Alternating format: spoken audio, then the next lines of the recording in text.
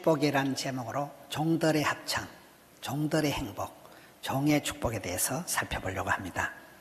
추수 때는 일철입니다. 저는 어릴 때 아버지 어머니가 농사 짓는 걸 보면 일철에는 부지깽이도 일을 한다. 집안에 세워놓은 부지깽이도 집에 있으면 안 되고 일터에 가서 옷줄을 잡든지 일을 해야 된다고.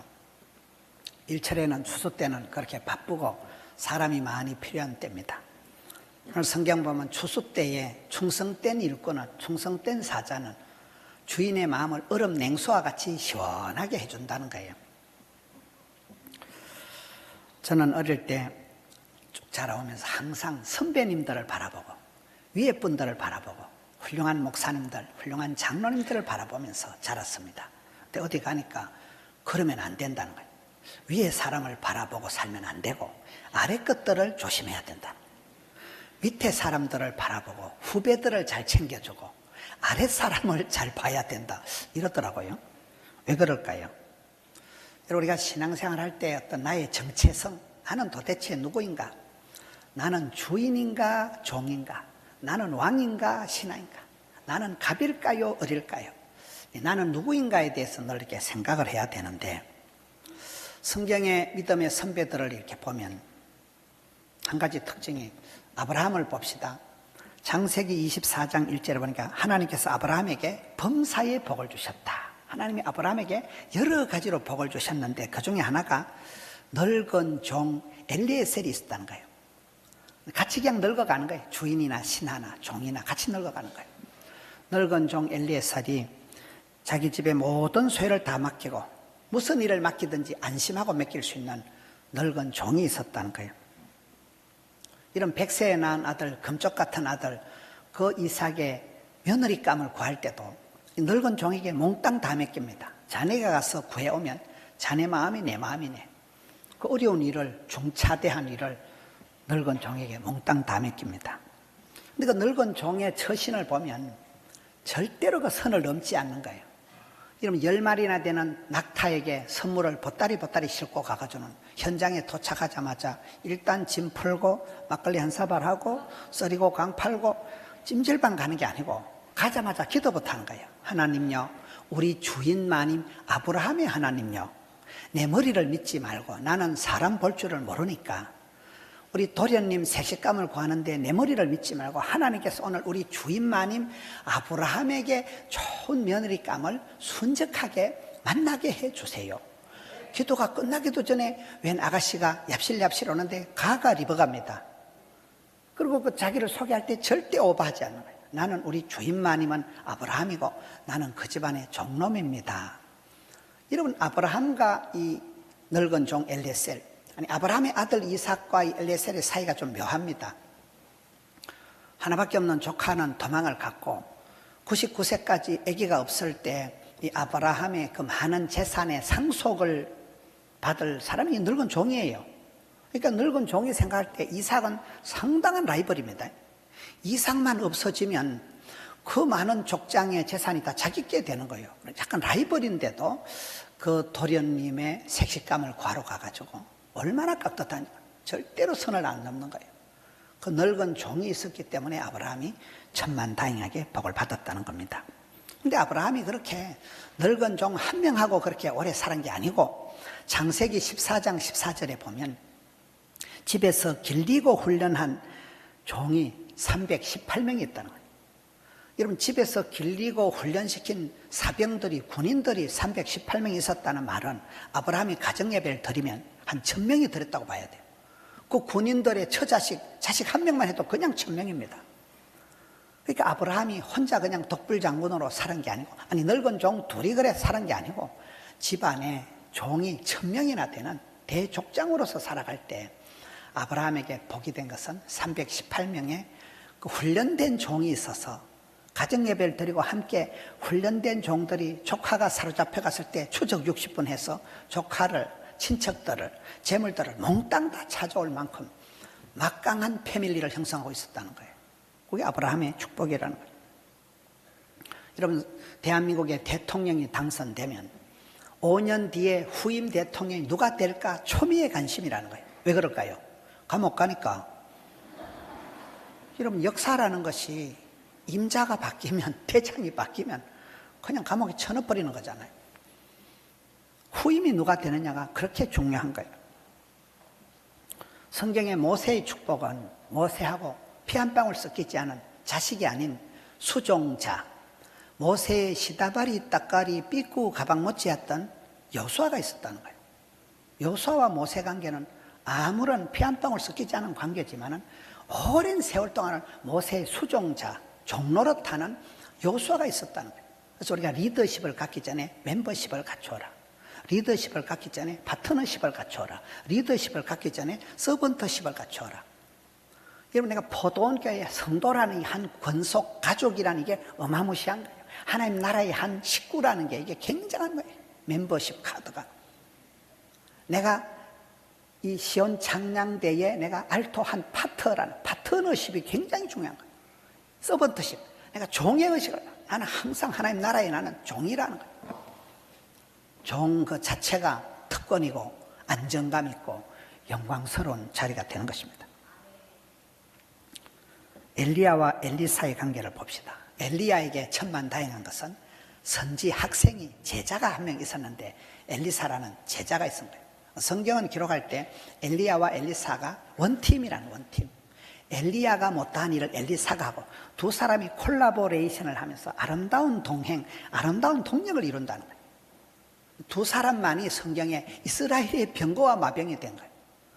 엘리야가 구약의 최고의 선지자라면 엘리사는 구약에서 가장 많은 기적을 행한 선지자가 됩니다. 이 두 사람이 원팀을 이루어 가지고 두 사람이 형님 먼저 아우 먼저 앞서거니 뒤서거니 하면서 이스라엘의 병거와 마병이 되어서 전쟁 억지 능력을 유지하고 그 두 사람이 있기만 하면 전쟁이 일어나도 이겨버립니다. 실제로 나중에 아람과의 전쟁이 올 때 아람이 이스라엘보다 더 셌어요. 아람 왕국에 큰 군대 장관이 있었습니다. 그 아람 왕국의 군대 장관 나하만이 크고 존귀한 자로 아람을 구원한 큰 용사였지만 나병 환자였더라. 근데 그 나하만 장군이 천만다행한 거는 전쟁 때 지금도 이스라엘과 팔레스틴 하마스 사이에 전쟁 포로 교환을 하잖아요. 그때 전쟁 때 잡아온 계집 종이 있어요. 한 이름 없는 소녀 계집 종이 있었는 거예요. 이 아이가 어떻게 보면 나만 장군은 집안의 나라의 원수입니다. 우리 나라를 괴롭히는 철천지 원수입니다. 그런데도 이 계집종이 아이고 우리 대감마님이 죽을 병이 걸렸는데 우리 친정골에 가면 엘 목사님이 계신데 엘리사 우리 친정골에 가서 목사님한테 안수기도 한 판 받으면 한 방에 날 낀데 어쩌고 그러니까 그 나만 장군이 어린 계집종의 말을 듣고는 그 이스라엘로 가가지고는 요단강물에 목욕을 하고 난 뒤에 7번 잠그고 난 후에 어린아이의 살같이 회복되어 깨끗하게 되었더라. 그 나만 장군이 크고 존귀하고 강한 용사가 아니라 천만다행한 것은 계집종을 하나 데리고 있었다. 어린 포로를 계집종을 하나 데리고 있었던 그 계집종의 어드바이서가 천만다행한 살길을 열어놓은 거잖아요. 여러분 다윗이 복을 받은 것은 제가 어디 집회를 갔는데 서울역에서 저를 태워주는 목사님이 이렇게 한 쓰리 잡서를 하는 목사님이더라고요. 신학 박사학위를 받고 와서 교회 협동사역을 하고 선교단체에 간사를 하고 여러 군데 일을 하는 목사님이 그래서 차를 운전하길래 목사님은 무엇을 합니까? 뭐냐 신학 박사라는 거예요. 무슨 전공을 했냐 물으니까 신학 중에 다윗에 대해서 평생 전공을 했다는 거예요. 제가 그냥 궁금해서 그러면 박사님이 생각할 때 다윗이 그렇게 부름받고 쓰임받고 사랑받고 축복받은 이유를 한 가지만 얘기해 보라 하니까 다윗은 평생을 자기를 작은 자로 여겼대요. 그런 소리 처음 들어봤거든요. 여러분 성경에 다윗이 자기를 소개할 때 사울 왕의 사위가 될 때 그 목동 다윗이 데뷔할 때 사울 왕이 이제 사위로 등극을 할 때 자기를 소개하는 말이 사무엘상 18장 23절에 나는 가난하고 천한 사람이라. 나는 미천한 종놈이라. 여러분 다윗이 실제로 뭐 베들레헴 유치원을 나왔어요. 예루살렘 육군 사관학교 나왔어요. 그냥 들판에 양치기 하는 목동이었지만 자기를 항상 소개할 때 나는 천하고 가난한 종이라. 나는 미천한 종놈이라. 평생을 그렇게 겸손을 감당한 사람이 데이빗이라는 거예요. 다윗의 왕국을 이룬 것은 보면 목숨을 걸고 다윗을 위해서 싸워준 용사들이 절비했습니다. 사무엘하 23장에 보면 8절에서 39절까지 30절 이상의 말씀에 다윗의 막강한 용사들이 이름이 허다하게 나옵니다. 그 중에 보면 세 용사가 나오는데, 다윗이 전쟁을 하다 목이 마르니까 우리 고향에 그 베들레헴 성문 곁에 우물이 하나 있는데 우리 고향 땅에 그 우물에 시원한 물 한 사발 마셨으면 좋겠네. 그러니까 세 용사가 오케이 SK 세 용사가 블레셋 진영을 돌파를 합니다. 블레셋이 뭡니까? 팔레스타인, 이스라엘 철천지 원수 막강한 블레셋. 지금도 블레셋 팔레스타인과 이스라엘이 전쟁을 하고 있는데 그 적진 한복판을 뚫고 세 용사가 목숨을 걸고 들어가 가지고 그 우물에 가서 우물을 한 사발 떠가지고 옵니다. 다윗이 놀래 자빠지는 거예요. 다윗에게 들으니까 다윗이 나는 이거 못 마신다. 이건 물이 아니고 너희들이 내 목숨을 걸고 나한테 가져온 너희들이 피라는 거예요. 이건 내가 못 마신다. 그래서 그 성경에 보면 다윗이 그 물을 여호와께 부어드립니다. 나는 이거 못 마십니다. 내 신하들의, 내 종들의 피를 못 마신다. 하나님께 부어드리면서, 여러분, 다윗이 성공한 것은, 다윗의 왕국이 성군 다윗이 된 것은 이런 목숨 걸고 추수 때 주인의 마음을 시원하게 한 그런 종들이 허다하게 많았다는 거예요. 역대상 11장, 12장에 나타나는 다윗의 용사들이 수가 막강합니다. 다윗의 그 왕국이 연착륙을 한 것은 역대상 22장에 가서 보면 아들이 있어, 아들이. 다윗이 기도합니다. 하나님요, 우리 아들은 이렇게 어리고 미숙해 빠졌는데 우리 아들이 지어야 될 성전은 크고 장려한데 어쩌면 좋습니까? 우리 아들에게 지혜와 명철을 주옵소서.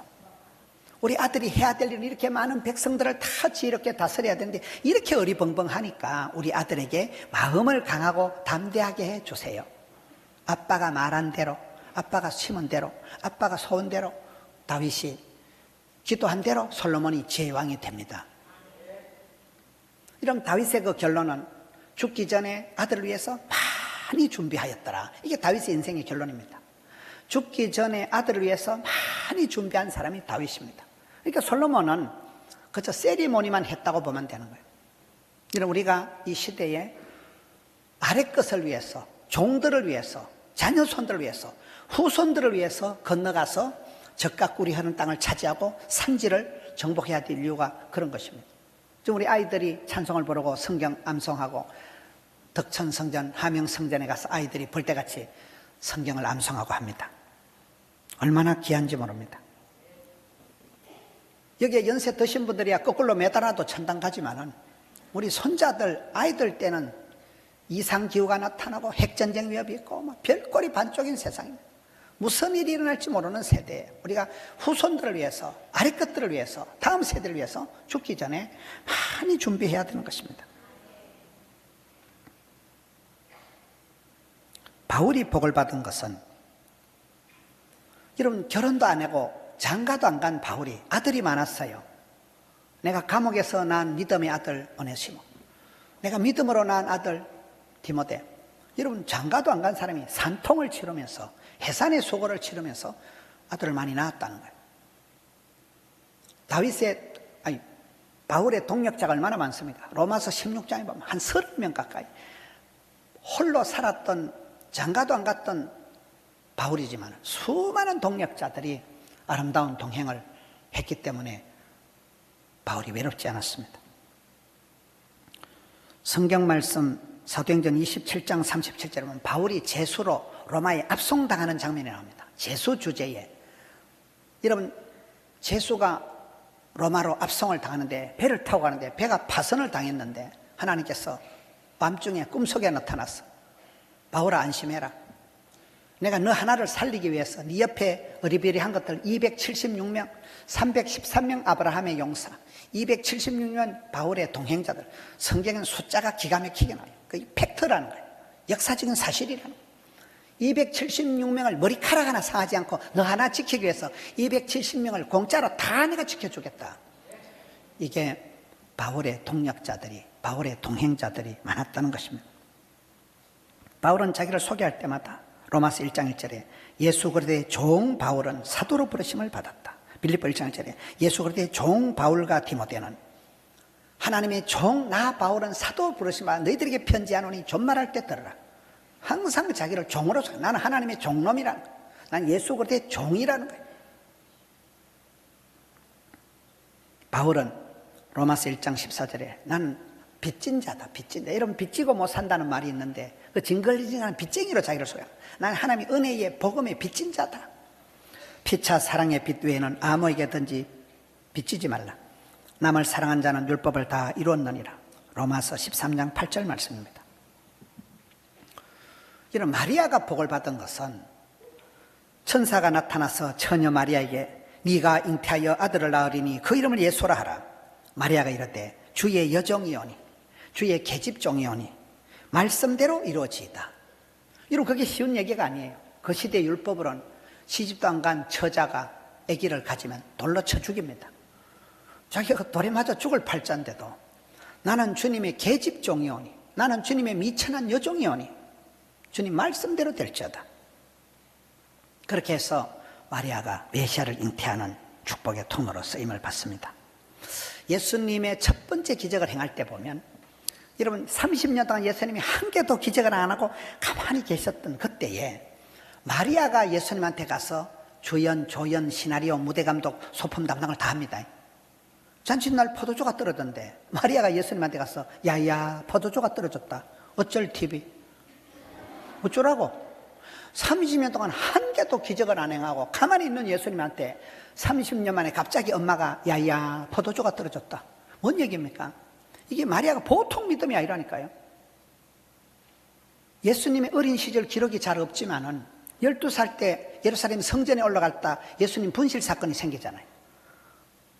오만대 소문을 내고 찾다가 겨우 예수님을 3일 만에 찾아가지고 어디간 놈으라니까 내가 아버지 집에 있는 게 단 거이지. 뭐 예수님이 말씀하시니까 양친이 요셉과 마리아가 말귀를 못 알아듣더라. 이 성경이 나오는 거예요. 그런데 마리아는 이 모든 말을 마음에 두니라. 말귀를 못 알아도 주의 계집종이오니 하나님의 말씀을 품었다는 거예요. 그리고 30년이 지나고 그 역사적인 현장에서 믿음의 여종 마리아가 가서 예수님한테 야야 네가 해결해라. 포도주가 떨어졌다. 요한복음 2장 5절에 예수님께서 기적을 행하기 직전에 그 어머니 마리아가 하인들에게 이르러 너희에게 무슨 말씀을 하시든지 그대로 하라. 이게 여러분 마리아의 복음이에요. 주의 계집종 마리아가 또 다른 종들에게 가서 예수님이 하는 말씀 그대로 하라. 제가 어떤 큰 기도원에 가보니까 그 기도원 입구에 이 구절이 그대로 붙어있더라고요. 마리아의 복음. 주님이 하시는 말씀 뭐든지 그대로 하면 기적이 일어난다는 거예요. 이 말씀을 선포를 하니까 여러분 하인들이 생각해 보세요. 마리아를 생각해 보세요. 마리아가 30년 동안 아무런 기적을 안 하고 애가 맹송맹송하게 있으면 야가 가가 맞나 이거. 내가 30년 전에 임신 초기에 내가 빈혈이 심해가지고 천사 가브리엘을 본가 아니고 천사를 사브리엘을 본가 이건나 이거. 헷갈리기 십상인데 하인들한테 예를 시키면 하인들이 안 그래도 포도주가 떨어서 잔치 분위기가 안 좋은데 뭐 생면부지 저 아저씨 보고 포도주를 뭐 말이 안 되는 소리 하지 마소 이렇게 나올 수가 있는데 마리아도 말씀대로 그 하인들 보고 무슨 말씀을 하시든지 그대로 하라 하니까 연회장은 물로 된 포도주를 맛보고도 어디서 났는지 알지 못하되 물도온 하인들은 알더라. 아무도 몰라 누구도 몰라 우리들의 숨은 이야기. 옛날에 여고 졸업반이라는 노래가 있었어요. 아무도 모르는데 물도온 하인들만 아는 거예요. 마리아만 아는 거예요. 이거를. 야 예수님이 맹물을 포도주를 만들었구나. 비밀을 아는 사람 아무도 모르는 이 하인들은 이 종놈들은 예수님을 알아본 거예요. 야 이분이 하시니까 기적이 일어나는구나.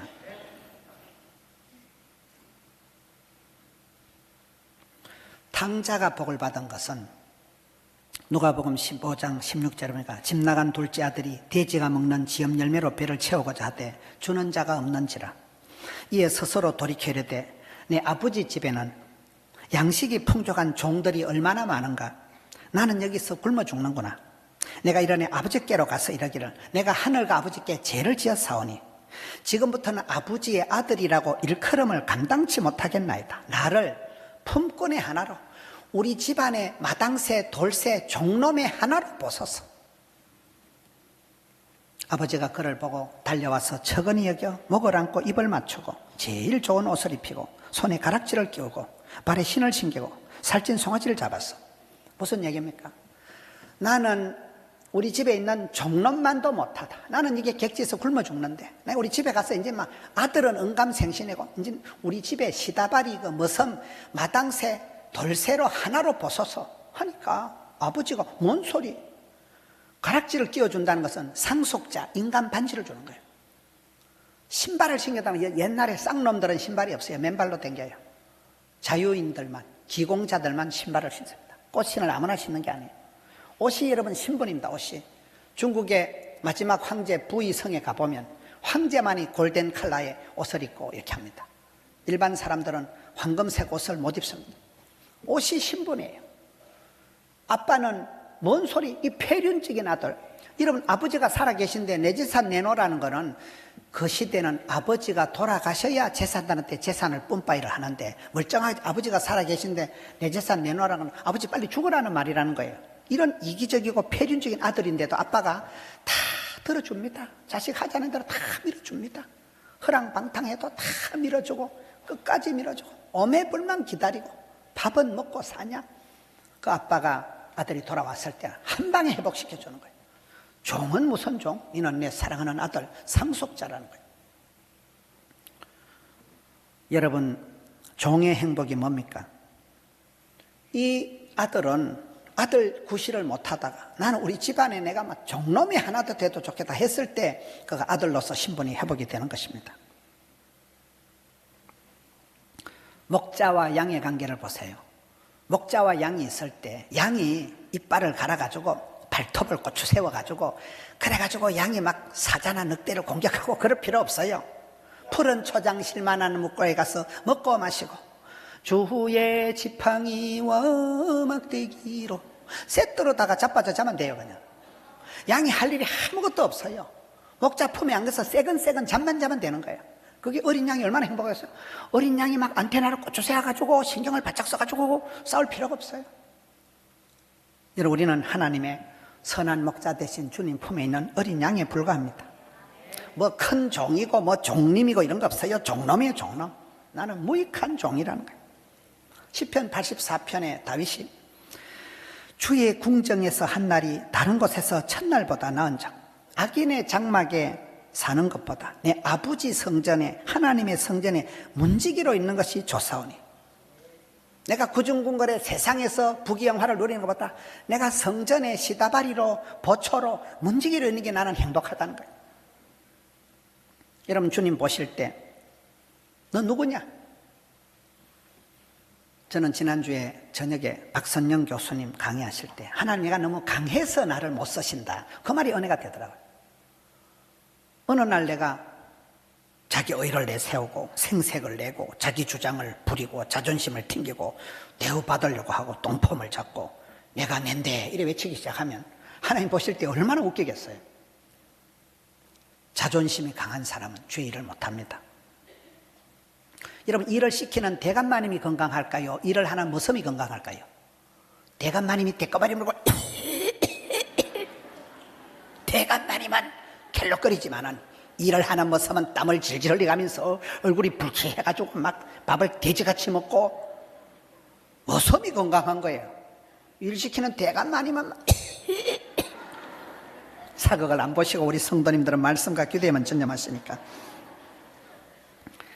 이런 머슴론이라고 그 김사만 목사님 그 강의를 들어봐. 머슴은 주인 시킨 대로 한다는 거예요. 하나님이 가라사 하면 가는 거예요. 머슴은 심플하다는 거예요. 머슴 방에 뭐 자개농이 있고 이런 거 없어요. 머슴 방에 못대가리 하나 꼽아놓고 그거 새말 모자 걸어놓고 옷은 단벌 신사요. 그 옷 입고 장터 나가면 외출복, 그 동동 그져가지고 일하면 작업복, 그 옷 입고 자빠져 자면 잠옷. 머슴이 뭐 철달 옷 바꿔 입고 이런 거 없어요. 머슴은 농사만큼은 빠꼼하다는 거예요. 박사학위 받은 것보다 농사는 아주 인류로 하나 농사만큼은 빠꼼하다는 거예요. 머슴은 항상 즐겁다. 저희 집에도 어릴 때 아버지가 방앗간을 하시고 머슴이 2명이 있었어요. 머슴이 최신가요 제일 먼저 알아.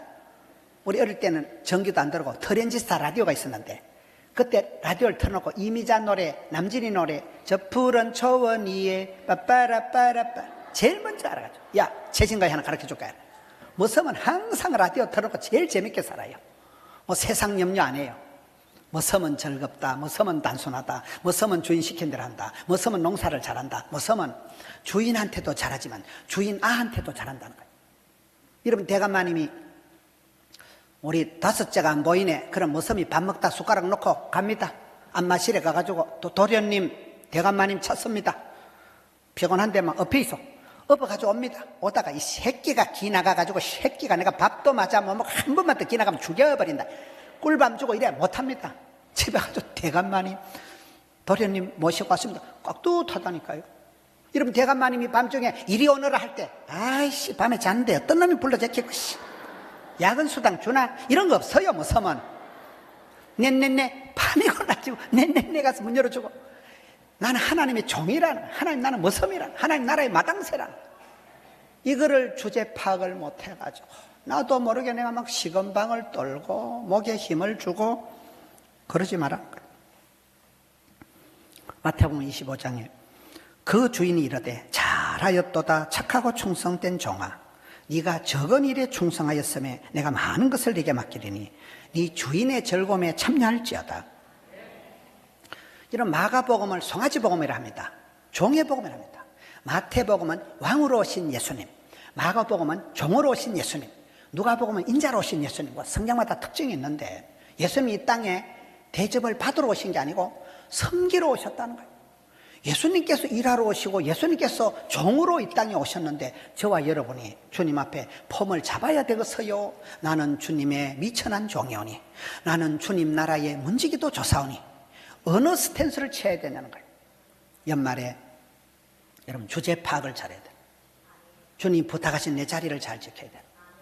저는 작년 이때 좀 막 폐암이다 하고 난리를 치고 하면서도 한 해가 다 지나가고 보니까, 야, 살아있는 게 오감하고, 코로나 때 새벽기도 한다고 시급을 했어요. 아이고, 새벽기도 이거 꼴치 아프다 싶었는데, 코로나 때문에 그 새벽기도 시급을 하면서 코로나를 지나면서 이제 좀 목사가 된 것 같은 거예요. 이제 좀 새벽기도 맛을 들인 거예요. 여러분, 힘들어도 피곤해도 나는 주님 나라의 종이다. 나는 새벽 지키는 종직이다. 나는 새벽기도 지키는 그것만 해도 막 은간생신 너무너무 행복하고, 할렐루야. 하나님 나라의 문직이라도 조사. 잘하였도다 착하고 충성된 종아. 추수 때 아버지 마음을 시원하게 해드리는 착충지부, 착하고 충성되고 지혜롭고 부지런한 우리 성도님들 되시기를 축원합니다.